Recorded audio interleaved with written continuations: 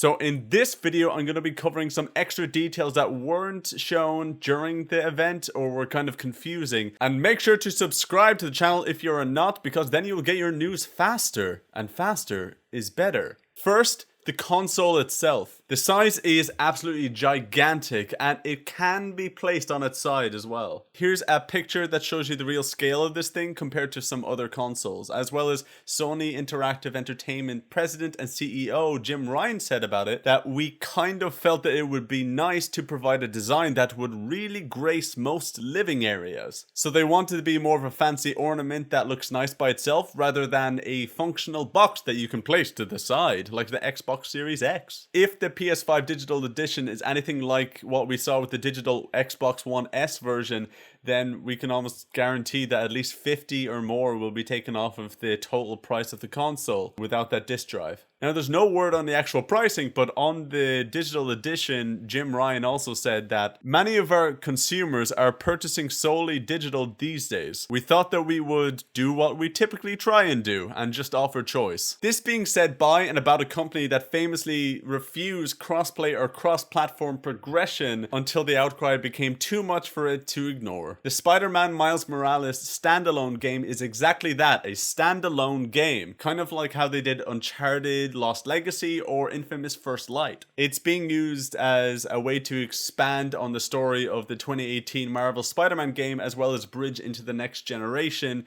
with trying to enhance on the engine and the technology. Speaking of standalone content, GTA Online is coming to PlayStation 5 as a separate standalone game, a free exclusive in the first 3 months of its launch in the second half of 2021. It can be claimed at any time in those 3 months, after which it will continue to be available for free to play with a PlayStation Plus membership. And speaking of exclusives, Arcane Studios' Deathloop and Tango Gameworks' Ghostwire Tokyo Wood released exclusively for console on the PlayStation 5, and outside of PlayStation's first-party titles are their most high-profile new games exclusive to the system. On PlayStation blog, they say console debuts, so we know that they're timed exclusives and will eventually make their way to other consoles. And now some thoughts. So after this month in July, we're going to have another big event with consoles, and that's going to be Xboxes, and they said it's going to be about their first-party titles. So that's going to include Hellblade, Halo Infinite, etc, etc. And in my opinion, it should probably be all about the games, with PlayStation deciding on showing almost absolutely nothing and then just dumping a huge presentation, which they have the privilege of doing because they are the market leaders. It is very consistent with their message of being all about the games rather than focusing on, let's say, services or any hardware. Now, Xbox themselves seem to have a better overall hardware and services, but they haven't been showing off their games. So with 15 first-party studios being acquired in the last 2 to 3 years, this is Xbox's time to really deliver on that front and to knock back at PlayStation. So I look forward to seeing what Microsoft got and to see this battle continue. So I want you to let me know what you think about this whole situation, whether it's going to be PlayStation or Xbox,